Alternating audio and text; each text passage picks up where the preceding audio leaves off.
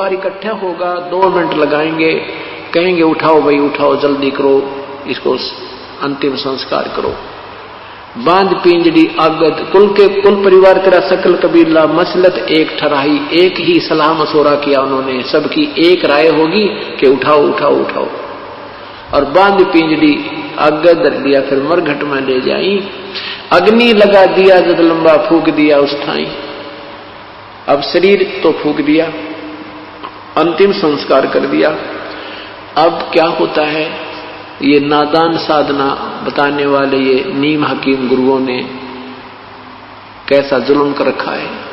कहते हैं वेद बांध फिर वो पंडित आए, पीछे गरुड़ पढ़ाई, ये गरुड़ पुराण लेकर के, और गुरुजी आते हैं, वो कहते हैं भाई 7 दिन गरुड़ पुराण की कथा करनी पड़ेगी तुम्हारे घर पे।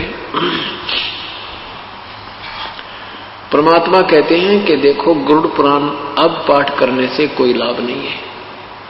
ये गरुड़ पुराण का पाठ उसको पहले सुनाना था जब वो जीवित था, क्योंकि सदग्रंथों में विवरण होता है कि जो व्यक्ति साधना नहीं करते उनके साथ भयंकर यातनाएं, उनको बहुत भयंकर यातनाएं होती हैं, प्रेत बनता है उसके साथ, ऐसे होते हैं। कोई ऐसी क्रिया करता है, कोई ऐसा जुल्म करता है, कोई ऐसा पाप करता है उसका हाथ कटता है, कोई ऐसा पाप करता उसकी ऐसे पुत्र की मृत्यु होती है, कोई ऐसा करता उसकी आंखें फूट जाती हैं। तो परमात्मा कहते हैं वो ज्ञान उस मरने वाले को पहले सुनाना था, ताकि बुराइयों से बच जाता और शुभ कर्म करके अपना जीवन सफल कर जाता।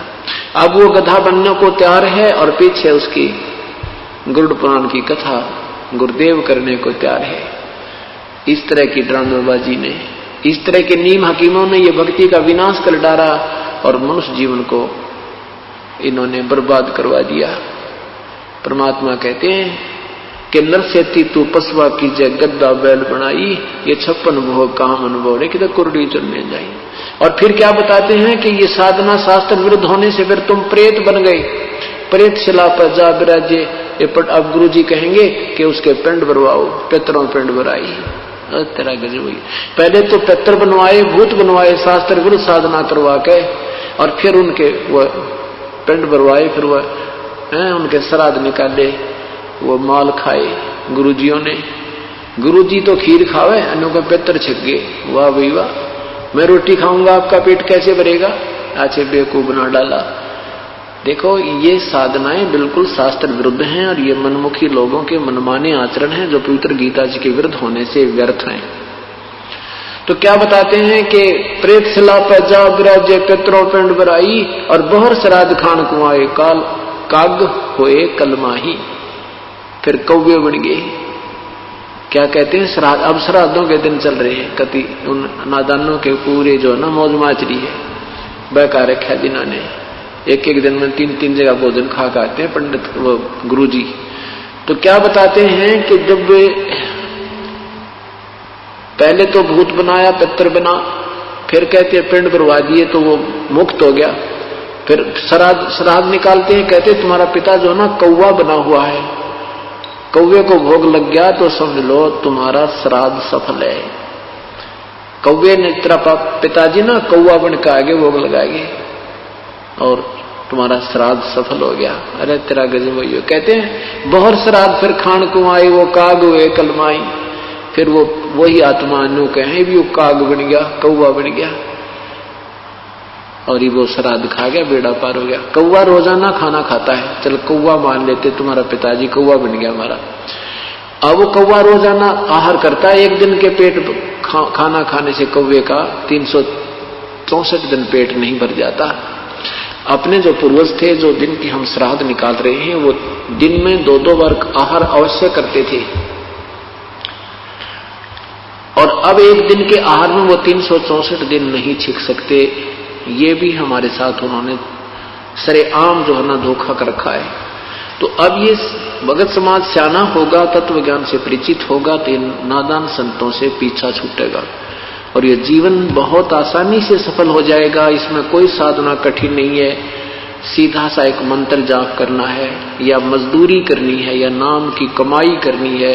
इस कमाई के धन से हम परमात्मा के लोक में जा सकते और कोई विकल्प नहीं है। अन्य जो साधनाएं हठयोग करना, ये सिद्धि से दिया जाना, ये तो यही की प्रभुता है। इससे जीव कल्याण नहीं है, आत्म कल्याण नहीं है, मोक्ष मार्ग नहीं है। अब क्या बताते हैं आदरणीय पूज्य कबीर परमेश्वर कहते हैं कि जीवित बाप के लट्ठम लट्ठा मुए गंग पुचैया। जीवित पिताजी की तो सत्कार नहीं करते और मरने के बाद उसको गंगा में उसकी अस्थियों को प्रवाह करके आना है, उसका कल्याण हो जाएगा। परमात्मा कहते नहीं, जीवित बाप के लट्ठम लट्ठा मुवे गंग पुचैया। और जब आवे आसज का महीना वो कौवा बाप बनैया। अरे बोड़ी सी दुनिया सतगुरु बिन कैसे सरिया। यानी पूर्ण संत के बिना, तत्व ज्ञान के बिना कैसे बात बनेगी। इन नादानों ने कैसा मूर्ख बना रखा है। पहले तो अंतिम संस्कार के समय कहते हैं इसकी अस्थियों को गंगा में डाल कर आओ, फिर कहते हैं श्राद्ध निकालो, कौवा बन गया।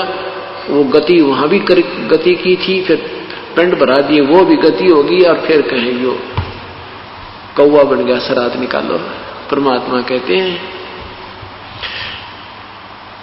भूत जुनी जा छूटे हैं ये पिंड दान करते। गरीबदास जिंदा कहे भाई नहीं मिले भगवंते। इन क्रियाओं के करने से जो पिंडदान तुम करते, इससे उसकी भूत जुनी तो छूट जाएगी। फिर वो गधा बन गया, पता के गति करवाई पिंडदान करवा के तुमने। वो तो अब जीवित गति हुए। अब गति करनी हमने अपने आप करवा के जानी है। अपना यहीं पर भक्ति साधना कर लो, यही आपके श्राद्ध निकलन लग रहे। 7 दिन श्राद्ध होंगे यहाँ पे। जो आत्मा यहाँ आगी उसका कल्याण हो जाएगा और तत्व ज्ञान होगा, मोक्ष मार्ग प्राप्त होगा। यहाँ उसकी भक्ति साधना मिलेगी, उसको कमाई बनेगी। कई प्रकार से कमाई होती है साधना से, जैसे संत के दर्शन से भी पुण्य होते हैं। सत्संग की तरफ चलते हैं, एक कदम का भी बहुत पुण्य है। यहाँ करिए अमर कथा सुनते हैं, इसका भी पुण्य होता है। फिर यहाँ सेवा करते हैं, कोई दान करते हैं। ये सब पुण्य हमने संग्रह करके और यहाँ से सतलोक जाने की तैयारी करनी है। यही हमारा मूल उद्देश्य है सत्संग में आने का। फिर क्या बताते हैं, स्वरत जय सतगुरु की संगत करते तेरे सकल कर्म कट जाई। यदि तुम पूर्ण संत की शरण में आ जाते, ना श्राद्ध निकालने थे, ना अस्थि उठानी थी, ना अस्थि उठाने की आवश्यकता पड़ती, ना उसको गंगा पहुंचाने की आवश्यकता पड़ती, न ही श्राद्ध निकालने की आवश्यकता थी, ना फिर पिंड बनवाना, ना वो भूत बने, ना पितर बनना था, ना पशु बनने। जय सतगुरु सदगुरु। पुण्यात्मा अभी तुम बालक हो, बुद्धि विवेक से जब विचार करोगे इस पृथ्वी पर आपको कोई संत नजर नहीं आएगा। अभी तक कोई सदगुरु नहीं था, या तो परमात्मा स्वयं आए थे, या फिर उन महापुरुषों को जिनको साक्षात्कार परमेश्वर ने अपना कराया था, उनको छोड़ करके अभी कोई सदगुरु नहीं थे, यानी सत्ज्ञान कराने वाले नहीं थे। अब इस तत्व ज्ञान से आप तुलना करोगे उन महापुरुषों के विचारों की, तो अपने आप पता लग जाएगा वो संत नहीं है। तो यहां क्या कहते हैं, जय सतगुरु की संगत करते तेरे सकल कर्म कट जाई। सकल कर्म, ना भूत बनना था, ना पिंड बनवाने थे, ना गधा बनना था, ना कुत्ता बनना, ना 84 में जाना था। अमरपुरी पर आसन होते जहां धूप न छाई।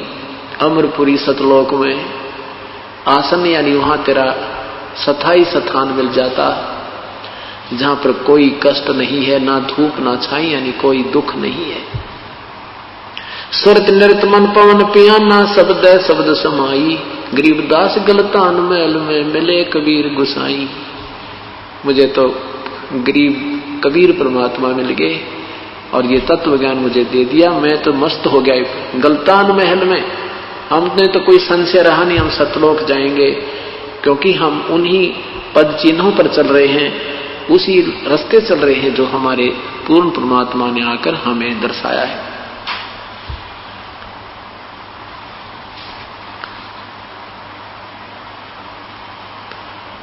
अब हमने ये देखना है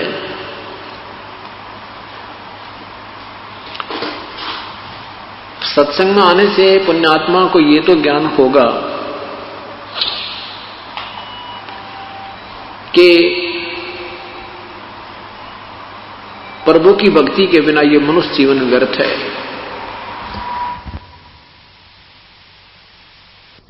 फिर पाछे पछतावेगा भाई आजा बंदे शरण राम की पछतावेगा। बालू की बीत पवन का खंबा कब लग खैर मनावेगा। बालू की बीत पवन का खंबा कब लग खैर मनावेगा। आजम तेरे घट न घेर तू राम कहन न पावेगा। आजम तेरे घट न घेर तू राम कहन न पावेगा। भाई आजा बंदे फिर पाछे पछताए। काल बलि तेरे सिर पर बैठा भुजा पकड़ ले जावेगा। काल बलि तेरे सिर पर बैठा भुजा पकड़ ले जावेगा।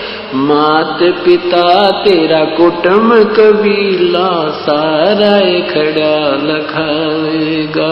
मात पिता तेरा कुटुंब कबीला सारा खड़ा लखावेगा। भाई आजा बंदे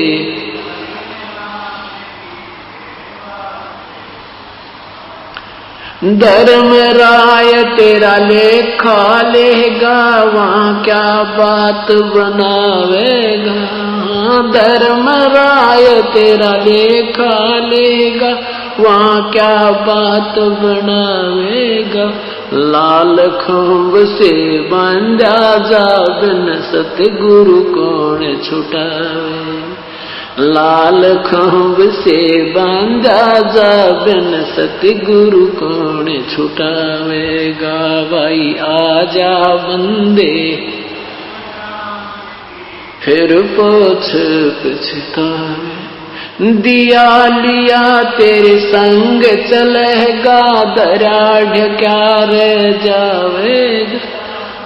दिया लिया तेरे संग चलेगा दरा ढक्या रह जावे।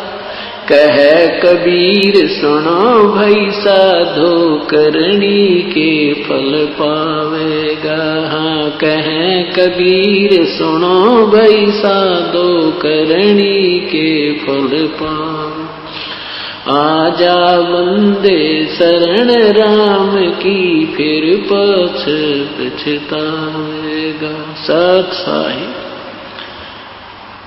आजा बंदे शरण राम की फिर पीछे पछतावेगा। अब सबसे पहले हमने राम समझना है। राम किसे कहते हैं, परमात्मा की परिभाषा क्या है। जैसे यहां संसारिक व्यवहार से हम सोचेंगे तब परमात्मा की परिभाषा में समझ में आएगी। जैसे किसी एक विभाग में आप लीजिए तहसीलदार भी साहब कहलाते हैं, तहसीलदार साहब, फिर एसडीएम साहब, डिप्टी कमिश्नर साहब, कमिश्नर साहब, मंत्री साहब, मुख्यमंत्री साहब, प्रधानमंत्री साहब और राष्ट्रपति साहब, ये सभी साहब कहलाते हैं। लेकिन इनकी शक्ति में, पावर में दिन रात का अंतर होता चला जाता है। यही व्यवस्था परमात्मा को समझने के लिए आपने याद रखना होगा। जैसे तीन लोक के राम हैं, मालिक हैं, स्वामी हैं, प्रभु हैं। एक ब्रह्मांड में तीन लोक में एक विभाग के मंत्री साहब हैं, राम हैं, प्रभु हैं। कौन? रजगुण ब्रह्मा, सतगुण विष्णु, तमगुण शिव जी। रजगुण विभाग के भगवान ब्रह्मा जी, सतगुण विभाग के भगवान विष्णु जी और तमगुण विभाग के भगवान शिव जी। केवल पाताल लोक, पृथ्वी लोक और स्वर्ग लोक के ही इन प्राणियों के ऊपर इनका अधिपत्य है। महास्वर्ग में इनका कोई लेन देन नहीं है। अन्य जो स्थान है इसी ब्रह्मांड में, उन पर भी इनका अधिपत्य नहीं है। एक ब्रह्मांड में एक विभाग के मंत्री साहब यानी राम, भगवान ब्रह्मा, भगवान विष्णु, भगवान शिव है। ये भी राम है। इनके पिताजी 21 ब्रह्मांड के प्रभु हैं, राम हैं, साहब हैं, जिसे ब्रह्म कहते हैं, ब्रह्म क्षर पुरुष भी कहते हैं।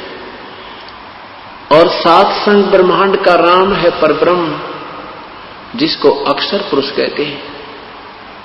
वो भी राम है, वो भी मालिक है, वो भी स्वामी है, वो सात संग ब्रह्मांड का मालिक है। और इस परब्रह्म से ऊपर एक पूर्ण ब्रह्म, परम अक्षर ब्रह्म, सतपुरुष, अकाल मूर्त, शब्द स्वरूपी राम, वो भी साब है। वो असंख्य ब्रह्मांड का, असंख्य, जिसमें ये 21 ब्रह्मांड ब्रह्म के, 7 संग ब्रह्मांड परब्रह्म के, और अपने सतलोकाधि सारे ब्रह्मांडों को मिला करके सबके ऊपर कुल मालिक वो पूर्ण ब्रह्म है, वो भी राम है। अब जैसे हम भगवान राम, भगवान कृष्ण, भगवान विष्णु, भगवान शिव, कृष्ण आदि की भक्ति करते हैं, ये पवित्र गीता जी के अंदर मना है। 7वें अध्याय के 12 से लेकर 15 श्लोक में स्पष्ट किया है कि तीनों गुणों की जो साधना करते हैं, इनसे होने वाले लाभ के ऊपर जो आरूढ़ हो गए हैं, इन्हीं से मिलने वाले जो सुख सुविधा के ऊपर जिसकी बुद्धि यहीं तक सीमित हो गई है, जिनका ज्ञान इस त्रिगुणमयी माया के द्वारा हरा जा चुका है, वो राक्षस स्वभाव को धारण किए मनुष्यों में नीच दुष्कर्म करने वाले मूर्ख अर्जुन मुझे भी ना बचते, क्योंकि गीता जी का ज्ञान ब्रह्म ने बोला था, श्री कृष्ण जी में प्रवेश करके ज्योति निरंजन काल ने बोला था। ये मेरी भक्ति भी नहीं करते, मुझे भी नहीं बचते, क्योंकि तीनों गुणों तक की पूजा करने वाले को गीता जी में रिजेक्ट किया है, व्यर्थ कहा है। क्यों कहा है? क्योंकि ये तीनों भगवान नाशवान है, इनसे मिलने वाला सुख भी अक्षीणिक है, ये सफाई नहीं है। हम इनको अविनाशी कहते थे, इनको मृत्युंजय कहा करते थे, ये मृत्युंजय नहीं है। मृत्युंजय माने जिन्होंने मृत्यु जीत ली हो, अजरो अमर नहीं है ये। इन्होंने मृत्यु, ये इनका जन्म और मृत्यु होता है। पवित्र देवी भागवत महापुराण 3रा स्कंद मोटा टाइप गीता प्रेस गोरखपुर से प्रकाशित 123 पृष्ठ पर भगवान विष्णु कहते हैं कि हे माता, तुम शुद्ध स्वरूपा हो, ये सब संसार आप ही से उद्भासित हो रहा है। मैं ब्रह्मा और विष्णु, हम तो नाशवान है, हमारा जन्म और मृत्यु होता है, आविर्भाव और तिरोभाव होता है, हम अविनाशी नहीं है, तुम ही अविनाशी हो। इससे सिद्ध हुआ कि ब्रह्मा विष्णु महेश ये नाशवान हैं, इनकी पूजा करके हमें पूर्ण लाभ मोक्ष प्राप्त नहीं होता, अर्थात ये भी साधना व्यर्थ हुई। गीता जी बोलने वाला ब्रह्म कहता है कि मेरी साधना भी 4 प्रकार के व्यक्ति करते हैं। गीता जी के अध्याय नंबर 7 के मंत्र 16 से 18 में एक अर्थार्थी, आर्थ, ज्ञानी, जिज्ञासु और ज्ञानी। अर्थार्थी वो हैं जो अपने धन लाभ के लिए कोई जंत्र मंत्र करते हैं, वेदोनुसार करते हैं। आर्थ जो संकट निवारण के लिए इसको साधना करते हैं तो वेदों के मंत्रों से ही करते हैं, अन्य किसी ओम जगदीश हरे, हनुमान चालीसा, ये जय गणेश देवा का आसरा नहीं लेते, जो ब्रह्म साधना ही मानी जाती है, जो वेदों से साधना करते हैं। और जो जिज्ञासु वो होता है जो परमात्मा की तरफ में इधर उधर भटकता है, जैसा उसने ज्ञान मिला, कोई वेदों से, कोई किसी से, किसी सुनी सुनाए से, तो उसने ज्ञान संग्रह कर लिया, फिर वो जिज्ञासु फिर वक्ता बन गया, ज्ञान बांटने लग गया, आप भक्ति की नहीं, उसको साधना ठीक मिली नहीं। कहते हैं 4थे प्रकार के ज्ञानी, इन तीनों को तो रिजेक्ट किया कि ये नहीं काम के, इनमें से ज्ञानी अच्छे हैं। ज्ञानी वो होता है जिसको ये पता लग गया कि मनुष्य जीवन बार बार नहीं मिलता, और मनुष्य जीवन प्राप्त करके यदि भक्ति नहीं की तो इसका कोई यूज नहीं, कोई लाभ नहीं। भक्ति फिर उसको वेदों को पढ़ा, वेदों में लिखा है कि केवल एक परमात्मा पूर्ण ब्रह्म ही पूजा के योग्य है, अन्य की साधना करने से भी जीव मोक्ष नहीं होता, पूर्ण रूप से मोक्ष प्राप्त नहीं होता। इसलिए उन ज्ञानी आत्माओं ने ये दृढ़ निश्चय कर दिया कि एक ही प्रभु की भक्ति करेंगे हम, और दूसरे भक्तों भगवानों की भक्ति नहीं करेंगे, वो यूजलेस है, वो व्यर्थ है। इस उद्देश्य से उन्होंने अपने ही आप निष्कर्ष निकाल लिया, वेदों को पढ़ा, उसमें लिखा कि ओम कर्तु समर, कल्वे समर और कर्तुम समर, यजुर्वेद अध्याय नंबर 40 के मंत्र नंबर 15 में ये ब्रह्म, वेदों के बोलने वाला ब्रह्म कहता है कि मेरा ओम नाम है और इस ओम नाम का जाप तू काम करते करते श्रवण कर, विषय कसक के साथ श्रवण कर, मनुष्य जीवन का मुख्य उद्देश्य जानकर श्रवण कर। लेकिन 17वें श्लोक में कहा कि 40वें अध्याय के यजुर्वेद के 40वें अध्याय के 17वें श्लोक में कहा कि वो परमात्मा, 16वें में कहा कि जो सत भक्ति करता है वो उसके पाप नष्ट हो जाते हैं। परम संत से साधना लेकर के जो साधना सत करते हैं, सत भक्ति करते हैं, उनके पाप विनाश हो जाते हैं और फिर वो पाप रहित आत्मा तो पूर्ण परमात्मा को प्राप्त होती है जो मोक्ष ऊपर गुप्त रहता है, सतलोक में है, और मेरी साधना करने वाले वो मेरे ब्रह्मलोक में आ जाते हैं। उस परमात्मा की भक्ति से जीवन का मोक्ष होगा और मेरी साधना करने वालों को भी यजुर्वेद अध्याय नंबर 40 के मंत्र नंबर 3 में आत्मघाती कहा है कि ब्रह्म तक की साधना करने वाले भी आत्मघाती है, क्योंकि ये मोक्ष नहीं होता इससे, ब्रह्म तक की साधना भी व्यर्थ है। अब गीता जी अध्याय नंबर 7 के मंत्र 18 में कहा है कि ये ज्ञानी है तो उद्धारात्मा, उद्धारमीन समर्पण कर दिया परमात्मा को, चाहे हमारा शीश भी चला जाए पर प्रभु मिल जाए। रात और दिन खाना पीना त्याग दिया, वैराग ले लिया, घर त्याग के जंगल में बैठ के ओम नाम का जाप करते रहे, लेकिन ओम नाम के यानी वेदों में वर्णित विधि से प्रभु प्राप्ति नहीं है, या उनकी समझ में आई ना। गीता जी अध्याय नंबर 4 के मंत्र नंबर 34 में कहा कि उस परम तत्व को, परमात्म तत्व को जानने के लिए किसी तत्वदर्शी संतों की तलाश कर, खोज कर वो जैसा मार्गदर्शन करें वैसे कीजिए। और अपनी साधना के विषय में गीता बोलने वाला प्रभु कहता है 8वें अध्याय के 13वें श्लोक में कि ओम इति एकाक्षरम ब्रह्म व्यवहारन माम अनुसमन ये प्रियाति तजन देहम सयाति परमाम गतिम। मेरा तो केवल एक ओम नाम है और जो ये एक ओम अक्षर नाम है, इसको मुझ ब्रह्म का एक अंतिम सांस तक जो इसकी साधना करता है वो मेरे वाली परम गति को प्राप्त होता है। 8वें अध्याय के 7वें, 6ठे और 5वें और 7वें श्लोक में कहा है कि जो मेरी साधना करेगा वो मुझे प्राप्त होता है, और युद्ध भी कर और मेरी साधना भी कर। 8वें अध्याय के 5वें श्लोक में कहा कि ये नियम है, ये विधान है प्रभु का कि अंत समय में जो जिसके अंदर आस्था रखता हुआ, भजन करता हुआ, सिमरण करता हुआ प्राण त्यागता है उसी को प्राप्त होता है। 8वें अध्याय के 8, 9, 10 में कहा कि जो उस परमात्मा की भक्ति करता है, उस परम देव परमेश्वर की भक्ति करता है, करता हुआ प्राण त्याग जाता है तो उसी को प्राप्त होता है। उसके लिए किसी तत्वदर्शी संत की तलाश करो। मैं नहीं जानता उसकी भक्ति विधि को। कौन? गीता बोलने वाला प्रभु कह रहा है।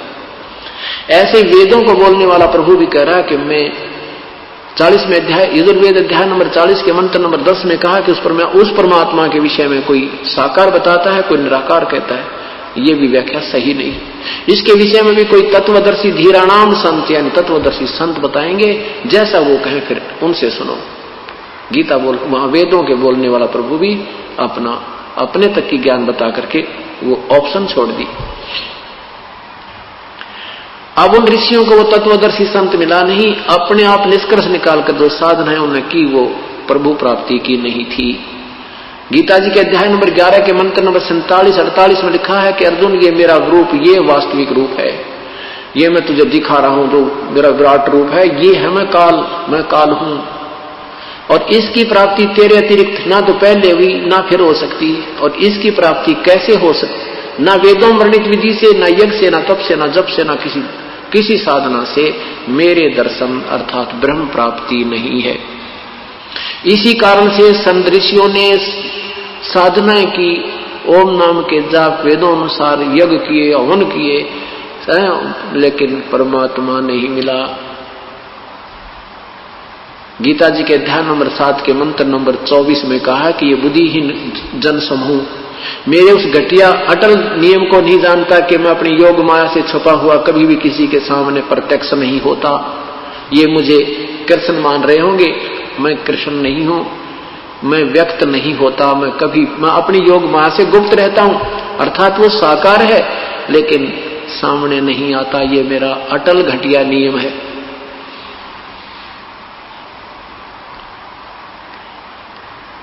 अब इन ऋषि ज्ञानी आत्माओं ने वेदों को पढ़कर ओम नाम को सेलेक्ट किया और ओम नाम को मान लिया ये पूर्ण परमात्मा की प्राप्ति का है। सतगुरु बिन काहू न पाया ज्ञाना, जो थोथा वो छड़े किसाना। ये वशिष्ठ मुनि जैसे भी महापुरुष अपना जीवन व्यर्थ कर गए क्योंकि उनको तत्वदर्शी संत नहीं मिला। और जो परमात्मा स्वयं तत्वदर्शी संत बनकर आए थे इन्होंने उसकी बात को स्वीकार नहीं किया, उसको वामदेव कहने लगे। व्यंग्यात्मक नाम रख लिया वामदेव। वामदेव माने उल्टा चल रहा है, एक दायां हाथ एक बामा। तो वामदेव माने उल्टा ज्ञान प्रचार करने वाला कहने लगे भगवान को। अब देखो पुण्यात्माओं, सारा संसार एक तरफ ज्ञान दे रहा है, ये दास एक तरफ, और ये दास शास्त्र अनुसार बता रहा है जो हमारे सदग्रंथ बता रहे हैं, और अभी तक वो संत दंत कथा सुना रहे हैं। अब वो हमें कहते हैं वो तो उल्टी बात करता है, वो सारी सबकी निंदा करता है। ऐसे ही परमात्मा के साथ इन्होंने व्यवहार किया था। जब वो तत्वदर्शी संत बनकर स्वयं आए थे तब भी उनको रिजेक्ट कर दिया था इन अनजान ऋषि महर्षियों ने, और जिसका अभी तक खामियाजा भोगना पड़ रहा है। वो तत्वदर्शी संत जब तक नहीं मिला तो क्या हुआ कि इन ज्ञानी आत्माओं ने ये तो पता लग गया कि मनुष्य जीवन बार बार नहीं मिलेगा। आप चाहे इस मिट्टी को कितना ही कष्ट हो जाए, चाहे ये मिट्टी कितनी ही दुख हो जाए, चाहे खराब हो जाए, पर मालिक के नाम पर हो जाए। इस उद्देश्य से उन्होंने दिन रात ओम नाम का जाप किया, उसे परमात्मा नहीं मिला क्योंकि वो रूल है, नियम है। इससे प्रभु वेदों वर्णित विधि से भगवान नहीं मिले। अन्य साथ सुख हो जाते हैं, जैसे अच्छी कमाई बन गई, महास्वर्ग में पहुंच गया, हजारों युगों तक वहां रह गया, फिर उसके बाद इंद्र बन जा कि या पृथ्वी का राजा बन गया, वह सारी कमाई खा कर फिर गधा बन गया, नरक से लग गया। इस तरह की सुविधाएं और ये असुविधाएं तो इस ओम नाम के यानी वेदों वर्णित विधि से होती हैं। परमात्मा प्राप्ति नहीं और आत्म कल्याण नहीं होता, मोक्ष नहीं होता।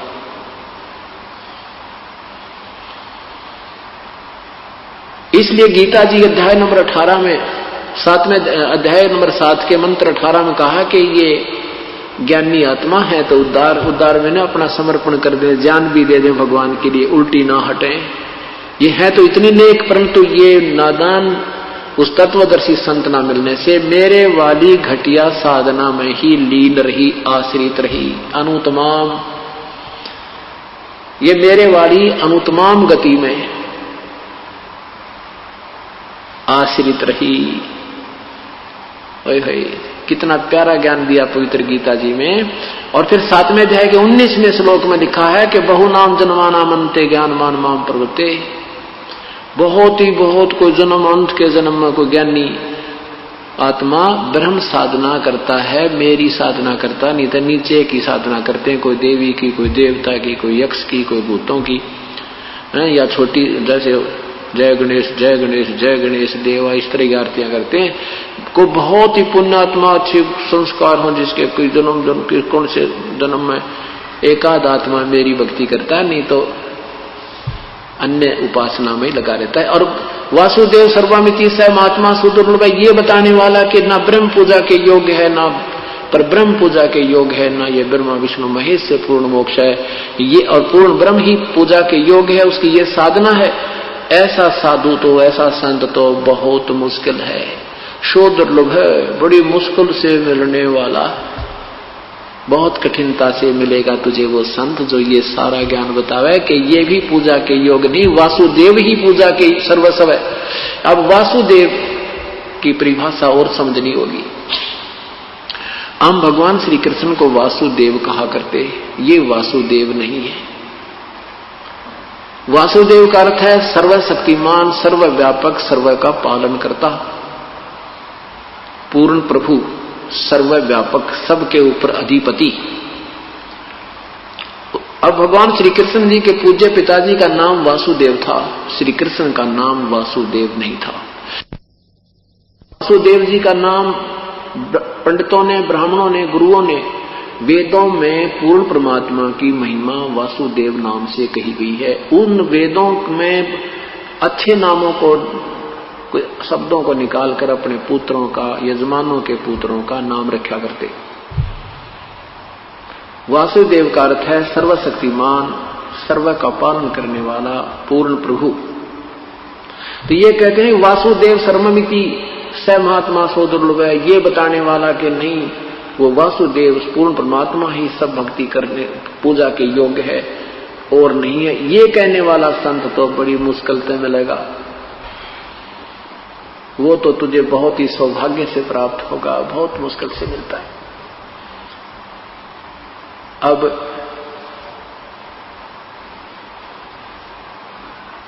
श्री कृष्ण विष्णु अवतार है। श्री विष्णु जी सतगुण विभाग के एक मंत्री, एक ब्रह्मांड में 3 लोक के अंदर हैं। ये केवल एक विभाग में मालिक हैं, सर्व के मालिक, सर्वव्यापक, सर्वस्वा नहीं है। ये वासुदेव नहीं है। इनके पिताजी जो है ब्रह्म ज्योति निरंजन, ये 21 ब्रह्मांड के ही मालिक हैं। ये कुल के मालिक वासुदेव नहीं है, सर्वव्यापक, सर्वस्व नहीं है। परब्रह्म भी केवल 7 शंख ब्रह्मांड का मालिक है, प्रभु है। ये भी वासुदेव सर्व का मालिक नहीं है। पूर्ण ब्रह्म वो वासुदेव है। पूर्ण ब्रह्म वासुदेव है, वो सत्पुरुष वासुदेव है। तो कहते हैं ये बताने वाला कि वासुदेव सर्वमिति, सर्वम माने सर्वेस्वा, सब कुछ, वही पूजा के योग्य है, वही पालन करता है, वही कष्ट निवारण करता है, वह पापों का विनाशक भी वही है।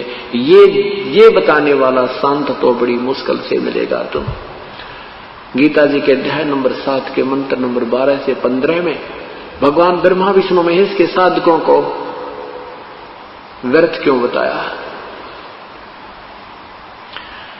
जैसे तमोगुण विभाग, तमोगुण भगवान शिव का साधना करने वाला रावण ऐसा कठिन साधक था, ऐसा डिवोटी था कि अपने 10 बार शीश भी काट के भगवान के चरणों में समर्पण कर दिया। और क्या हुआ अंत में, राक्षस कहलाया, कुत्तेवाली मौत मरा। ये तमोगुण भगवान शिव की परम साधना, साधक का, परम साधक की उपलब्धि। संसारिक सुख मिल गए, सोने की लंका होगी, 1 लाख पुत्र हो गए, और अंत में पशु कुत्ते वाली मौत मरा, सर्वनाश हो गया और नरक का भागी हुआ। राक्षस कहलाया। रावण को राक्षस की संज्ञा से जाना जाता है। एक भस्मागिरी नाम के तपस्वी थे, भगवान शिव के तमोगुण के उपासक। 12 वर्ष तक सिर नीचे न करके पैर ऊपर को करके और भगवान शिव के कैलाश पर्वत पर भगवान शिव के द्वार के सामने साधना की। 12 वर्ष के बाद पार्वती जी ने कहा, हे भगवान, आप तो समर्थ हैं, आपका दास क्या मांगता है, इसको प्रदान कर दो।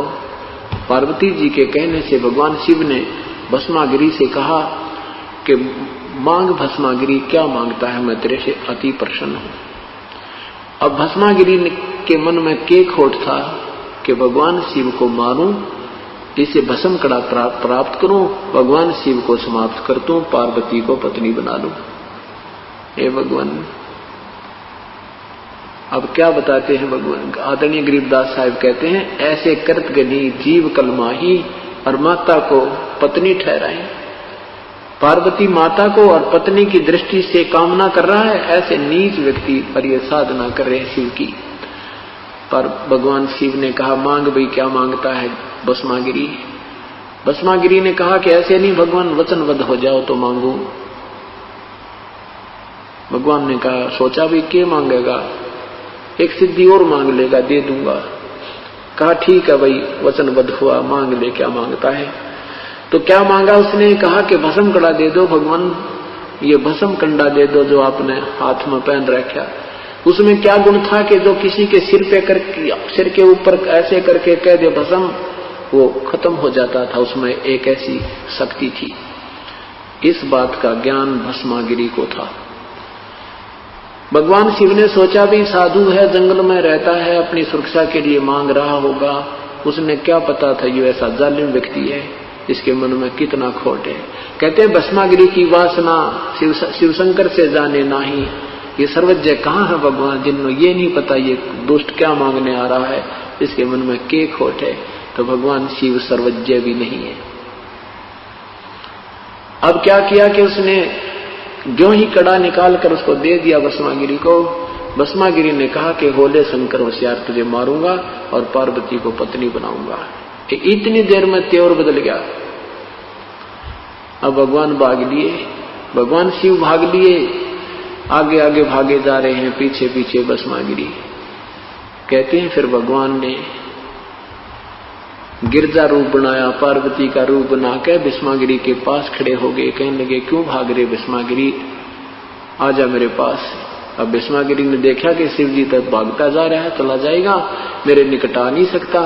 जिसकी मुझे कामना थी वो मुझे मिल गई। अब पार्वती रूप में प्रभु ने कहा कि भाई आप मुझे डांस करके दिखाओ। भस्मागिरी ने कहा कि मैं डांस तो नहीं आता, मैं तो साधु आदमी, साधना करता था। तो पार्वती कहती मैं सिखाती हूँ। तो पार्वती रूप में प्रभु ने कहा मैं तुझे डांस करना सिखाती हूँ, ऐसे मैं जो गतिविधि करूं ऐसे करना। अब ऐसे एक पैर ऐसे कर, हाथ ऐसे कर, हाथ ऐसे कर, और कर और कर। जो ही वो हाथ में भस्म कंडा लिया हुआ हाथ उसके सिर पे आ गया भस्मागिरी के। पार्वती के रूप में भगवान ने कहा कि भस्मागिरी भस्म हो गया। उस कड़े को लेकर के विष्णु रूप धारण करके प्रभु शंकर भगवान के पास पहुंचे जो भागे जा रहे थे, भस्मागिरी के भय से भागे जा रहे थे भगवान शिव।